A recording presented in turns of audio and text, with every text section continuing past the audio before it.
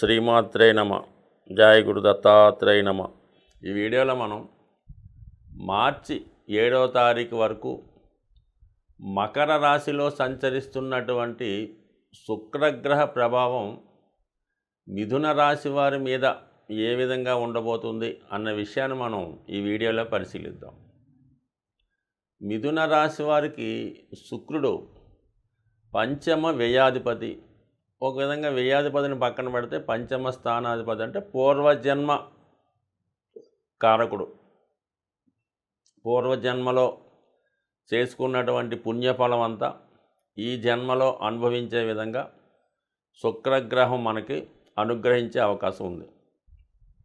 మరి మిథున రాశి వారికి బుధుడు అధిపతి. సో ఈ బుధుడు విద్యాకారకుడు, జ్ఞానకారకుడు. అయితే శుక్రుడు ధనకారకుడు, భార్యాకారకుడు, సుఖ సంతోషాలకి ఆనందానికి కారకుడు. మనసులో ఉన్నటువంటి కోరికలు నెరవేరాలన్నా, అలాగే వివాహ జీవితం సఖ్యతగా సౌఖ్యంగా ఉండాలన్నా, ప్రేమ వివాహాలు సక్సెస్ అవ్వాలన్నా, భార్య ఆరోగ్యం అనుకూలంగా ఉండాలన్నా శుక్రగ్రహ ప్రభావం మీద ఎక్కువగా ఉంటుంది. ఒక విధంగా చెప్పాలంటే ఈ మిథున రాశి వారికి శుక్రుడు ఒక్కడే మంచి ఫలితాలు ఇవ్వడం జరుగుతూ ఉంటుంది. దాన్ని మనం డెప్త్గా ఆలోచించినప్పుడు బుధగ్రహానికి శుక్రుడు శని మిత్రుడు.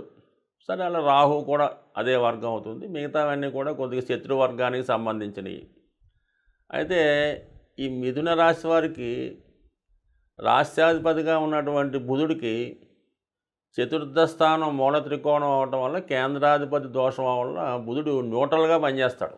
అటు మంచి చేయడు, చెడు చేయడు. ఏ గ్రహంతో కలిసి ఉంటే ఆ గ్రహం ఫలితం ఇస్తూ ఉంటాడు. సో దానివల్ల అది శుభగ్రహంగా మనం పరిగణించడానికి వీల్లేదు. ఇక శని కోసం మనం ఆలోచిస్తే అష్టమ భాగ్యాధిపతిగా మంచివాడు, కానీ అష్టమ స్థానమే కొద్దిగా ఇబ్బంది కలిగి ఉంటుంది. కాబట్టి మరి శని భగవానికి సంబంధించింది కూడా మనకు పనిచేయదు. కేవలం పూర్వపుణ్య స్థానాధిపతి, పంచమ కేంద్రాధిపతి శుభగ్రహం కాబట్టి శుక్రుడు ఒక్కడే ఈ రాశి వారికి అనుకూలమైన ఫలితాలు ఇవ్వడం జరుగుతుంది. ఆ కారణం వల్లే ఈ రాశివారు ఏదైనా ఉంగరం ధరించాలంటే ఖచ్చితంగా డైమండ్ ఉంగరం ధరిస్తేనే అనుకూలంగా ఉంటుంది. సో అటువంటి శుక్రుడు మరి ఈ రాశి వారికి అదృష్టగ్రహం కాబట్టి అటువంటి శుక్రుడు ప్రస్తుతం అష్టమ స్థానంలో సంచరిస్తున్నాడు. ఒక విధంగా అష్టమ స్థానం అన్నది పాపగ్రహాలకి ఇబ్బంది, కానీ శుభగ్రహాలకి అనుకూలంగానే ఉంటుంది, ఏం పర్వాలేదు. అయితే నిగూఢంగా రహస్యంగా పరిశోధన జ్ఞానాన్ని కలిగి ఉండడం జరుగుతూ ఉంటుంది. అయితే ఇక్కడ ఏమైందంటే మరి ఇంచుమించుగా మనకి మార్చి 7వ తారీఖు వరకు కూడా కుజగ్రహం కూడా అక్కడే ఉండడం జరుగుతుంది. అంటే ఇంచుమించుగా కుజుడితో కలిసే మార్చి 7 వరకు ఈ శుక్రగ్రహం ప్రయాణించవలసి ఉంటుంది. ఒక విధంగా కుజుడు ఈ రాశివారికి షష్ఠ లాభాధిపతిగా అత్యంత పాపగ్రహం. ఒక విధంగా అత్యంత ఆర్థిక పరంగా మంచి గ్రహం అన్నమాట. ఫైనాన్స్ విషయాలు ఎక్కట్టుకున్నప్పుడు చాలా అనుకూలిస్తుంది. గ్రహాల యొక్క స్థితి అంటే మనకి బుధుడికి పరమశత్రువు కాబట్టి పాపగ్రహంగా మనం ఫలించవచ్చు. అయితే ఒక విధంగా 6, 11 స్థానాధిపతి అవ్వటం వల్ల ఎలా ఉంటుందంటే చిన్న మిస్టేక్కి పెద్ద పొరపాటు చేయవలసి ఉంటుంది. ఎప్పుడో చిన్న గొడవ అవుతుంది, ఎవరితోనో మిత్రుడితోనో, కావలసిన వాళ్ళతోనో, రక్త సంబంధికులతోనో. అది చాలా పెద్ద గొడవ అవుతుంది. పొరపాటుని కొద్దిగా అప్పు తెస్తే అది పెరిగి పెద్ద అవుతుంటుంది అన్నమాట. తీర్చలేని స్థాయికి వెళ్ళిపోతూ ఉంటుంది. సో ఈ కారణం వల్ల ఏంటంటే కుజుడు ఆర్థిక సంబంధించిన విషయాల్లో సమయానికి మాత్రం ధనం బ్రహ్మాండంగా దొరుకుతుంది ఈ రాశి వారికి. అది బ్యాంకు రుణమా, క్రెడిట్ కార్డా, ఫ్రెండ్స్ ద్వారానా, కావాలనుకుంటే మాత్రం ధనం దొరుకుతుంది. కానీ అది తీర్చేటప్పుడు మాత్రం చాలా ఇబ్బంది పడవలసి ఉంటుంది. ₹1,00,000 తెస్తే వడ్డీతో కలిపి 10 లక్షలు అవుతుంది అన్నమాట. సో అందువల్ల కుజుడు ఈ రాశి వారికి ఈ విధంగా ఇబ్బంది పెట్టే గ్రహం. అటువంటి కుజ శుక్రులు కలిసి అష్టమ స్థానంలో సంచరించడం అన్నది ఒక విధంగా ఈ జాతకుడికి ఆర్థిక సంబంధించిన విషయాల్లో మరి విశేషమైనటువంటి ఖర్చులు ఎక్కువ జరిగే అవకాశం ఉండదు. అది ముఖ్యంగా కొన్ని సందర్భాల్లో ధనయోగం కూడా ఏర్పడుతుంటుంది. దానికి సంబంధించిన ఖర్చు కూడా ఏర్పడే అవకాశం ఉంది. అలాగే కొంతమంది 10 మందికి రహస్యంగా వ్యవహారాలు చేసే అవకాశం ఉంటుందన్నమాట. అంటే రహస్య వ్యవహారాలు అంటే ఏదో బిజినెస్ వ్యవహారాలు అవ్వచ్చు, వేరే కార్యకలాపాలు లాంటివి చేసే అవకాశం ఉంది. సో అలాగే ఎంతో కాలంగా మీరు ఏదైతే చేద్దాం అనుకుంటున్నారో, ఒక వాహనం కొందాం అనుకోవడం కానీ, ఒక గృహం కొందాం అనుకోవడం కానీ, లేదా ఏదైనా ఉద్యోగం చేరదాం అనుకోవడం కానీ, ఇలాంటి విషయాల్లో సడన్గా మీకు అటు శుభవార్తలు వినవచ్చు, అటు కొన్ని ఇబ్బందికరమైన వార్తలు వినవచ్చు. అంటే కొన్ని సందర్భాల్లో ఎలా ఉంటుందంటే, ఒక మంచి జరిగే ముందు ఒక చెడు కూడా జరుగుతూ ఉంటుంది. సో ఈ కాంబినేషన్ మనకి అది చెప్తూ ఉంటుంది. కుజుడు అష్టమంలో మంచి బలంగా ఉచ్చస్థానంలో ఉండడం వలన సడన్గా భూముల విలువ పెరగడం కానీ, మీకు ఉన్నటువంటి స్థిరాస్తి ఏదైనా మీకు ఏదైనా భూమి ఉంటే దాన్ని అనేక రెట్లుగా ఎవరో కొంటానని ఆఫర్ చేయడం కానీ జరగవచ్చు. సో అదేవిధంగా మీకున్నటువంటి స్థలం కానీ, భూమి కానీ, పొలం కానీ ఎవరైనా కబ్జా చేయడానికి కూడా అనుకోవచ్చు. అలా కూడా జరగవచ్చు. అదే శుక్రుడు కూడా అక్కడ చేరడం వల్ల ఏంటి, అష్టమంలో శుక్రుడు ఉండడం వల్ల ఆకస్మికంగా కొంత లాభకరమైన వార్తలు, సడన్గా వివాహం కుదరచ్చు, సడన్గా సంతానం సంబంధించిన శుభవార్తలు వినొచ్చు. అలాగే సడన్గా మీకు భార్యకి ఏమైనా ఇబ్బంది కలిగింది, అనారోగ్య సమస్యలు ఉన్నాయి కూడా అనుకోవచ్చు. సో ఏదన్నా ఆకస్మికంగా జరిగే సంఘటనలు అటు మంచి చెడు కూడా జరిగే అవకాశం ఉన్నది. కాబట్టి సాధకుడు మరి ముఖ్యంగా ఈ సమయంలో మరి మంచి జరిగినా చెడు జరిగినా ఏదైనా మిక్స్డ్గా ఉంటుంది కాబట్టి మరీ అంత తొందర పడక్కలేదు, కంగారు పడక్కలేదు. బట్ ఏదైనా ఆర్థిక పరంగా మాత్రం ఖచ్చితంగా అనుకూలంగానే ఉంటుంది. ఒకవేళ ముందు ఉద్యోగం పోయిందనుకుందాం, మళ్ళీ ఇమ్మీడియట్గా బెటర్ ఉద్యోగం వచ్చే వార్త కూడా వినడం జరుగుతుంది. అందుకని ఇది ఒక మంచి యోగంగా ఉంటుంది. అయితే ధన విషయంలో మాత్రం విపరీతంగా ధనం ఖర్చు అవుతుంటుంది.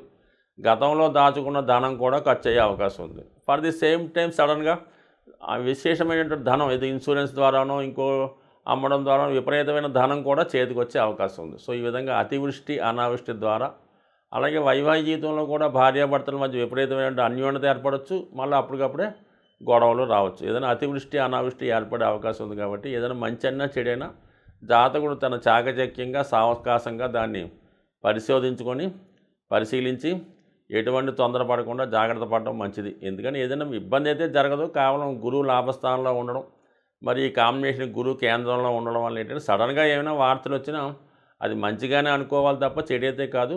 బట్ ఎనీహో ఇది ఒక మంచి యోగంగానే భావిద్దాం. మనం ఈ శుక్రగ్రహం కోసం తెలుసుకుంటున్నాం కాబట్టి శుక్రుడు జీవితంలో ఎంత సౌఖ్యాల్ని ఎంత సుఖాలని ఇస్తాడో అంతే కష్టాలని ఇబ్బందులను కూడా ఇవ్వడం జరుగుతూ ఉంటుంది. నవగ్రహాల్లో అలాగే దశావతారాలు నవగ్రహాలకి అన్వయించినప్పుడు కృష్ణావతారం రామావతారం రెండు కూడా సూర్య చంద్రులకి వర్తిస్తూ ఉంటుంది. నరసింహ అవతారం కుజునికి వర్తిస్తే పరశురామ అవతారం శుక్రగ్రహానికి సంబంధించింది. పరశురాముడి యొక్క జీవిత చరిత్ర తెలుసుకున్న, అతని వ్యక్తిత్వం తెలుసుకున్న, అతను ఎంత గొప్ప వీరుడు అలాగే ఎంత కోపిష్టి అన్న విషయాన్ని మనకు అర్థమవుతుంది. సో ఆ విధంగానే శుక్రగ్రహం కూడా ఎంత కోపానికి కూడా కారణమవుతుంటాడు, ఏమాత్రం అన్యాయాన్ని కూడా సహించలేకపోతుంటాడు. అలాగే వాళ్ళ తండ్రి గారికి జరిగిన అన్యాయానికి మొత్తం వంశాన్ని రాజవంశాన్ని నాశనం చేసే విధంగా అనేక వేల మందిని ఈ పరశురాముడు సంహరించడం జరిగింది. సో ఆ విధంగానే కాకుండా మళ్ళా చనిపోయిన వాళ్ళని బ్రతికించగలిగే మృత సంజీవిని విద్య కూడా ఈ శుక్రగ్రహానికి రావడం జరుగుతూ ఉంటుంది. సో ఈ కారణం వల్ల ఒకరిని సంహరించాలన్నా చనిపోయిన వాళ్ళని బతికించాలన్నా కూడా ఈ శుక్రగ్రహానికి అంత శక్తి ఉంటుందన్నమాట. జాతకంలో శుక్రగ్రహం బలంగా ఉంటే వాళ్ళ ఆయుష్ బాగుంటుంది. సో అలాగే శుక్రుని యొక్క ప్రభావం వల్ల మరణం అంచులకు వెళ్ళిన వ్యక్తి కూడా తిరిగి మళ్ళా బయటపడే అవకాశం ఉంటుంది. అందుకని అటువంటి మృత సంజీవిని విద్య విడిచినటువంటి గ్రహం అదే శుక్రాచార్యులు, తద్వారా శుక్రగ్రహం. అంటే శుక్రగ్రహ ప్రభావస్తులు ఇతరుల్ని బతికించడం అంటే వాళ్ళ ప్రాణాల నుంచి బతికించవచ్చు. వారి వైద్యుడైతే వాళ్ళ కష్టాల నుంచి బయటపడేయవచ్చు. సో ఏదన్నా శుక్రుడికి అంత శక్తి ఉంటుంది. అటువంటి శుక్రగ్రహం మరి ఇప్పుడు మనకి మకర రాశిలో మిత్రక్షేత్రంలో సంచరించడం వల్ల అంటే శుక్రుడే వివాహకారకుడు. జాతకుడు జీవితంలో వివాహం జరగాలన్నా తద్వారా సంతానం కలగాలన్నా ఈ శుక్రకణాలు ఇవన్నీ కూడా శుక్రుడికి సంబంధించినవి. కాబట్టి మొత్తం సంతానోత్పత్తి జరగాలన్నా వివాహం జరగాలన్నా, స్త్రీ సౌఖ్యం పొందాలన్నా, అలాగే జాతకుడు సుఖమైన జీవితం అంటే కామన్గా ఆర్డినరీ జీవితం అన్నా సరే కనీసం ఒక మంచి బట్ట కట్టుకోవాలన్నా, ఒక వాహనంలో తిరగాలన్నా, ఒక మంచి భోజనం సమయానికి చేయాలన్నా కూడా ఖచ్చితంగా శుక్రుడి యొక్క అనుగ్రహం 100% ఉండాలి. శుక్రుడు బలహీనమైనప్పుడు, శుక్రుడు చెడు గ్రహాలతో కలిసిన ఖచ్చితంగా మరి ఈ శుక్రగ్రహానికి లక్ష్మీదేవి అధిదేవత అవడం వల్ల మరి శుక్రుడు బలహీనమైతే లక్ష్మి యొక్క అనుగ్రహం కూడా చాలా తక్కువగా ఉంటుంది. మరి ఈ జ్యోతిష్ శాస్త్ర ప్రకారం ఈ బుధుడు అలాగే శుక్రుడు కూడా సూర్యగ్రహానికి అటు ఇటుగా దగ్గరగానే సంచరిస్తూ ఉంటారు. మరి శుక్రుడు విష్ణుమూర్తి అవతారంగా మనం భావిస్తే సూర్యభగవానుడు విష్ణుమూర్తి అవతారంగా భావిస్తే మరి శుక్రగ్రహం భూదేవిగాను, బుధుడు శ్రీదేవిగాను వచ్చే అవకాశం ఉంది. అంటే మొత్తం మీద అటు ఇటు అనుకుందాం. ఏదన్నా శుక్రగ్రహం బలంగా ఉంటేనే లక్ష్మీ అమ్మవారి యొక్క అనుగ్రహం కలుగుతూ ఉంటుంది. అలాగే ఈ శుక్రగ్రహ అనుగ్రహం కోసం మీరు కంపల్సరీగా లక్ష్మీ అష్టోత్తరాన్ని కానీ, లక్ష్మీ స్తోత్రాన్ని కానీ, కనకదార స్తోత్రాన్ని కానీ చదవవలసి ఉంటుంది. అలాగే శుక్రుడు యొక్క ప్రస్తుతం శుక్రగ్రహం ఈ కుజగ్రహంతో కలిసి సంచరించడం వల్ల కంపల్సరీగా జాతకుడు మరి శుక్రుడి యొక్క నిజమైన క్వాలిటీస్ని పోగొట్టుకునే అవకాశం ఉంటుంది. అంటే సౌఖ్యానికి బదులు వేరే విధంగా జీవితాన్ని అనుభవించే ఆలోచనలు రావడం జరుగుతుంటాయి. కాబట్టి మరి ఈ సమయంలో ఇటువంటి వాటి నుంచి బయటపడాలంటే మరి ఈ నెలలో ఇదే నెలలో ఈ గ్రహాల కలయిక ఉంది కాబట్టి 28 ఫిబ్రవరి తారీఖున వస్తున్నటువంటి సంకటహర చతుర్థి రోజు ఖచ్చితంగా 12 రాసుల వారు కూడా ఆ రోజు విధి విధానంగా విఘ్నేశ్వరుడు ఆలయం దర్శించి అక్కడ జరుగుతున్నటువంటి హోమంలో కానీ అభిషేకంలో కానీ పాల్గొని సాయంకాలం దాకా నియమంగా ఉండి సాయంకాలం భోజనం చేయడం వల్ల వీలైతే ఆ రోజు